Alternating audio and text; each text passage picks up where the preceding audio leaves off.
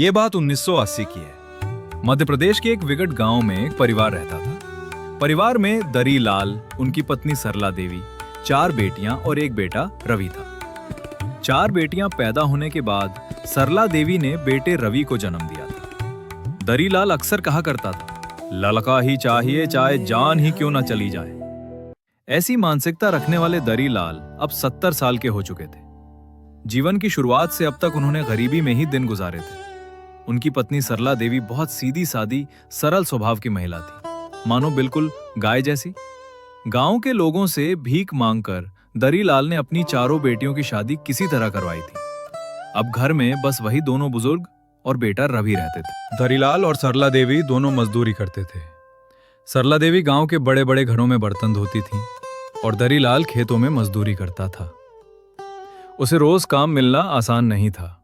कभी काम मिल जाता, कभी नहीं। फिर भी हर सुबह वो काम की तलाश में निकल पड़ता। किसी तरह घर का चूल्हा जलता था। 4 बेटियों के बाद रवि को इसलिए पैदा किया गया था कि वो बड़ा होकर माँ बाप का सहारा बनेगा और उन्हें दुख भरी जिंदगी से मुक्ति दिलाएगा। पर रवि दरीलाल की उम्मीदों का उल्टा था। हर रोज घर में खाने के लिए झगड़ा होता और वो हमेशा पैसे मांगता। यह देखकर दरीलाल और सरला देवी दुखी होकर अक्सर रोते और माथा पीटते। एक दिन सुबह दरीलाल अपने काम पर चला गया और सरला देवी भी अपने काम पर। शाम को जब वो लौटी तो आंगन में बैठी ही थी कि रवि भारी भरकम सामान लेकर घर आया। मां ने बेटे को देखा तो हैरान रह गई। रवि सीधा उनके पास आया और बोला, मां, हो सके तो मुझे माफ कर देना। मैंने आपको और बाबूजी को बहुत दुख दिया है, अब और नहीं। रवि मुस्कुराया और बोला, मां, मुझे बड़ी कंपनी में नौकरी मिल गई है। महीने की 5,000 रुपए तनख्वाह और पहले ही दिन बोनस भी। देखो, आपके लिए बहुत सारे फल और सब्जियां लाया हूं। अब आपको और बाबूजी को काम पर जाने की जरूरत नहीं है। आज से हमारे अच्छे दिन शुरू हो गए। ये सुनकर सरला देवी फूली ना समाई। उनका दिल खुशी से झूम उठा। रात को दरीलाल अपने काम से लौटता है। तभी रवि को बर्तन धोते हुए देख दरीलाल घबरा जाता है। उसी वक्त सरला देवी आती है और दरीलाल को बोलती है, सुनिए जी, आज हमारा बेटा रवि बड़ा होगा है। रवि को बड़ी जगह नौकरी लगी है और पहले ही दिन बोनस भी दिया है। दरीलाल ये सुनकर एकदम हैरान हो जाता है और फिर रवि को बुलाता है। रवि, क्या ये सब सच है जो मां कह रही हैं? रवि कहता है, हाँ बाबूजी, मैं कल से ही काम में जाऊंगा। अब आप दोनों को भी कोई काम करने की जरूरत नहीं है। बाबूजी, अब आप दोनों आराम करेंगे। सारा बोझ अब मेरा है। ये सब रवि के मुंह से सुनकर दरीलाल एकदम खामोश रहता है, मानो उसके शब्द किसी ने छीन लिए हों। फिर लंबी सांस लेता है।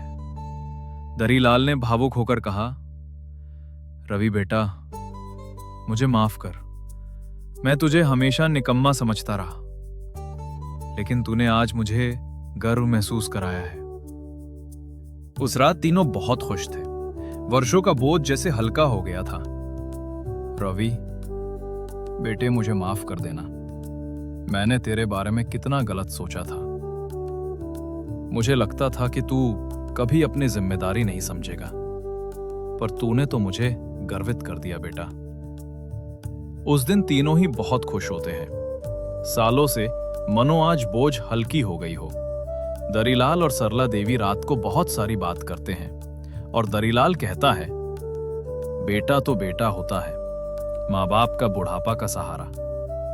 सरला देवी मुस्कुराती हुई कहती है, आपने सही कहा। अगली सुबह तीनों मिलकर चाय पीते हैं। फिर दोपहर को दरीलाल ठाट बाट कर कपड़े पहनता है और अपनी पुरानी टीन की बक्से में रखे हुए सलवार कमीज पहनता है।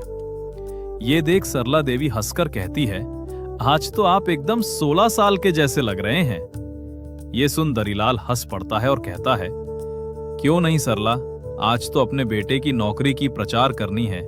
हर रोज गांव वाले मुझे कहते थे, तेरा बेटा बहुत निकम्मा है, चोर है और इतना ही नहीं, आवारा भी है। ये सुनते सुनते मेरा कलेजा फट गया था। आज मेरे बेटे ने दिखा दिया है कि वो कोई चोर, निकम्मा और आवारा नहीं है।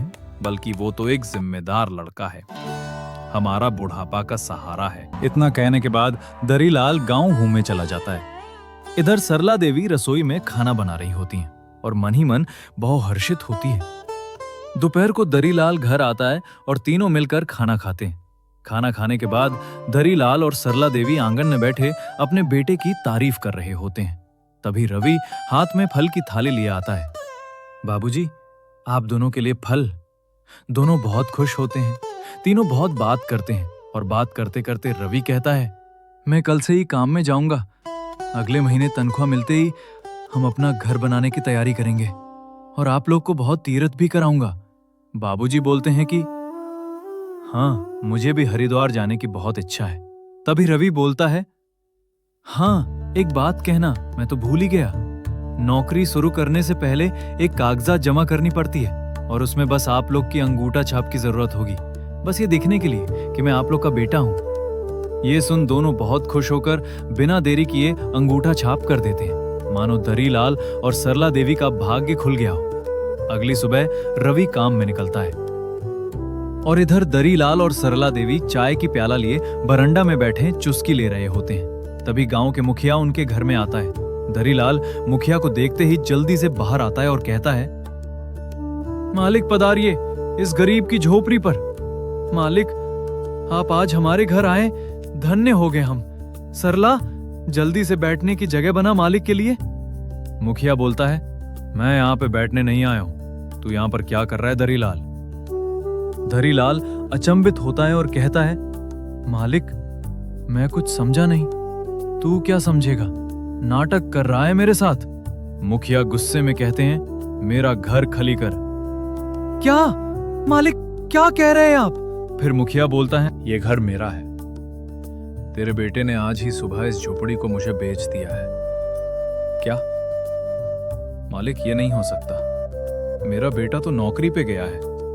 मालिक, मेरे बेटे की बहुत बड़ी कंपनी में नौकरी लगी है। ये सुनते ही मुखिया और उसके लोग जोर जोर से हंसने लगते हैं। नौकरी? क्या तुम लोग क्या सुन रहे हो? ये धारीलाल की बात। ये धारीलाल पागल हो गया है। मुखिया हंसते हुए व्यंग्यात्मक ढंग से कहता है। फिर मुखिया गुस्से में कहता है, सुन धारीलाल, मैं छोटे लोगों से मुंह नहीं लगता। कान खोल कर सुन मेरी बात। तेरे बेटे ने मुझे तेरी इस झुपड़ी को बेचकर पैसा लेकर गया है। मैं नहीं जानता कि तुझे पता है या नहीं, बस तू ये घर खाली कर और निकल। फिर मुखिया अपने लोग को कहता है, सुन, बनिया वो कागज दे।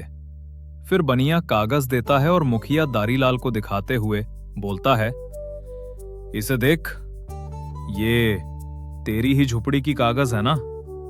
देख, इस पर तुम दोनों की ही अंगूठा छाप है। बस अब मैं और नहीं जानता। आज की मोहलत देता हूं। कल सुबह इस घर में मेरे अलावा और किसी को नहीं देखना चाहता। इतना कहकर मुखिया चला जाता है। इधर दरीलाल खड़े खड़े कांपने लगता है और सरला देवी जोर जोर से रोते हुए कहती है, रवि, ये तूने कैसे कर दिया? बस इतना कहते कहते सरला देवी अपना शरीर छोड़ देती है। वो जमीन पर गिर पड़ती है। दरीलाल चिल्लाते हुए कहता है, सरला, ये क्या हो गया? हे भगवान, मेरे पत्नी को बचा ले। बस इतने में सरला देवी के मुंह से झाग निकलता है और अपनी अंतिम सांस छोड़ देती। दरीलाल अपनी पत्नी को गोद में उठाकर चिल्लाता रहा, सरला, मुझे छोड़कर मत जा। कोई है, मेरी पत्नी को बचाओ। पर कोई ना आया और सरला देवी का देहांत होता है। दरीलाल पागलों जैसा इधर उधर करता है, पूरा गांव को गुहार लगाता है, कोई है, मेरी पत्नी को बचाओ।